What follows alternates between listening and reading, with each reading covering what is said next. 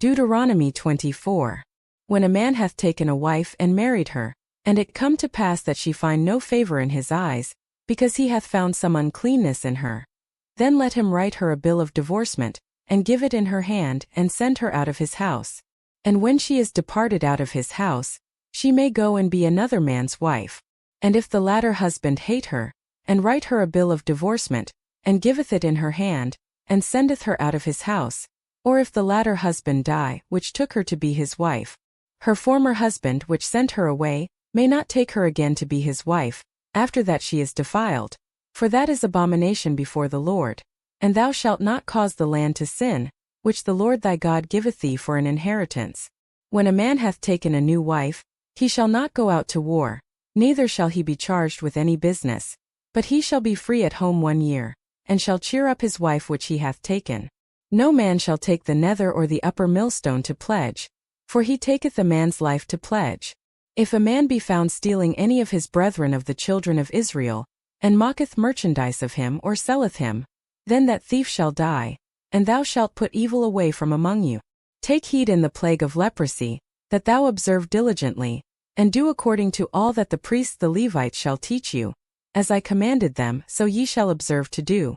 Remember what the Lord thy God did unto Miriam by the way, after that ye were come forth out of Egypt. When thou dost lend thy brother anything, thou shalt not go into his house to fetch his pledge. Thou shalt stand abroad, and the man to whom thou dost lend shall bring out the pledge abroad unto thee.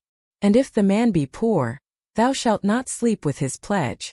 In any case thou shalt deliver him the pledge again when the sun goeth down, that he may sleep in his own raiment, and bless thee, and it shall be righteousness unto thee before the Lord thy God.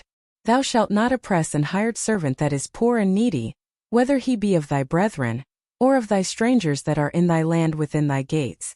At his day thou shalt give him his hire, neither shall the sun go down upon it, for he is poor and setteth his heart upon it, lest he cry against thee unto the Lord, and it be sin unto thee. The fathers shall not be put to death for the children, neither shall the children be put to death for the fathers. Every man shall be put to death for his own sin. Thou shalt not pervert the judgment of the stranger, nor of the fatherless, nor take a widow's raiment to pledge. But thou shalt remember that thou wast a bondman in Egypt, and the Lord thy God redeemed thee thence. Therefore I command thee to do this thing. When thou cuttest down thine harvest in thy field, and hast forgot a sheaf in the field, thou shalt not go again to fetch it. It shall be for the stranger, for the fatherless, and for the widow, that the Lord thy God may bless thee in all the work of thine hands. When thou beatest thine olive tree, thou shalt not go over the boughs again. It shall be for the stranger, for the fatherless, and for the widow. When thou gatherest the grapes of thy vineyard, thou shalt not glean it afterward. It shall be for the stranger, for the fatherless, and for the widow. And thou shalt remember that thou wast a bondman in the land of Egypt. Therefore I command thee to do this thing.